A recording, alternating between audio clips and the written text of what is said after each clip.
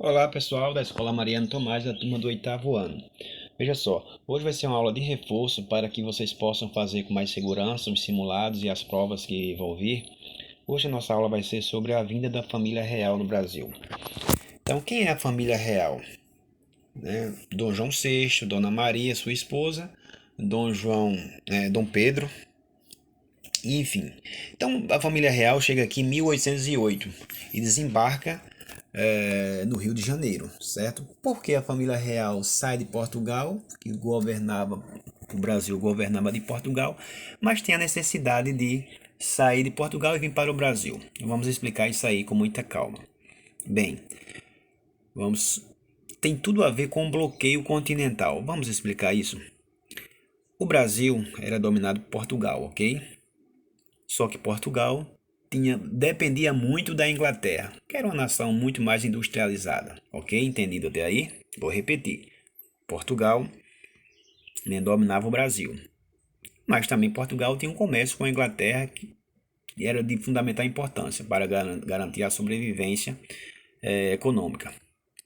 Pois bem, Napoleão Bonaparte, um francês que dominava uma boa parte da Europa, proibiu a Inglaterra de comercializar com Portugal, ok? Napoleão Bonaparte proíbe a Inglaterra de comercializar com Portugal.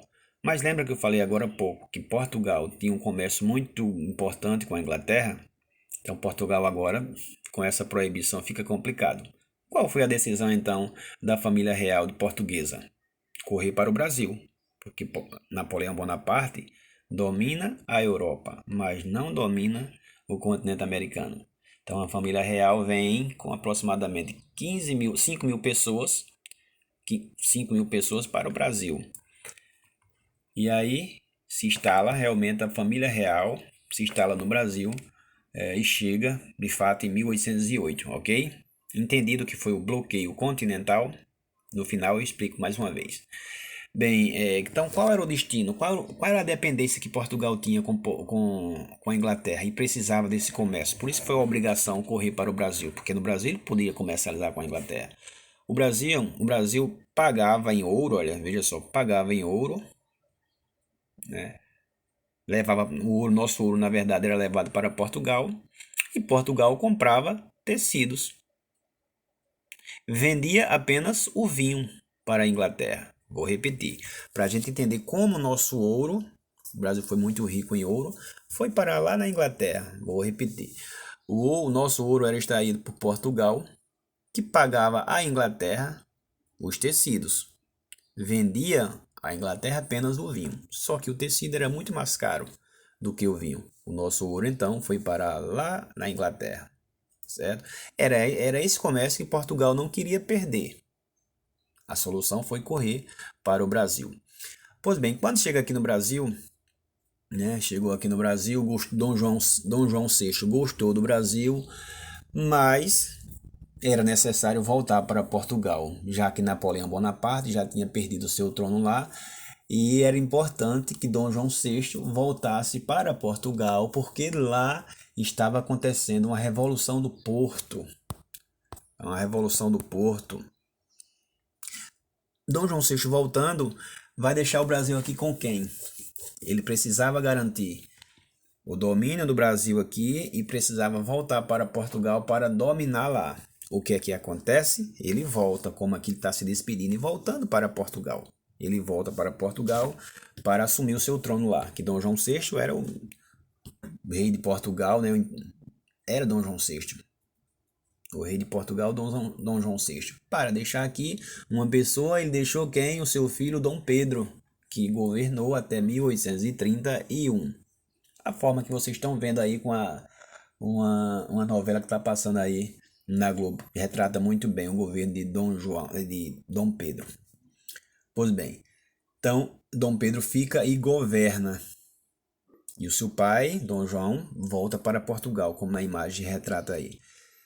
Só que lá de Portugal, algumas pessoas pedem para que o Brasil volte a ser dominado por ele, por Portugal. Quem está aqui? Dom Pedro I. E Dom Pedro disse: não, não é possível. E as pessoas também daqui do Brasil não queriam que o Brasil voltasse voltasse a ser colônia. E muito menos queriam que Dom Pedro também voltasse. Então Dom João VI vai, mas fica Dom Pedro. E aí Dom Pedro diz assim: as cortes querem que eu volte para Portugal, mas eu não quero, eu quero ficar. E diz aquela frase bem famosa: se é para o bem de todos e felicidade geral da nação, diga ao povo que fico. Foi com a imagem está falando aí. Dom Pedro fica aqui no Brasil, certo? É conhecido como o Dia do Fico. Mas futuramente a gente vai ver também que aconteceu em 7 de setembro de 1822 a independência do Brasil. Por que ela aconteceu?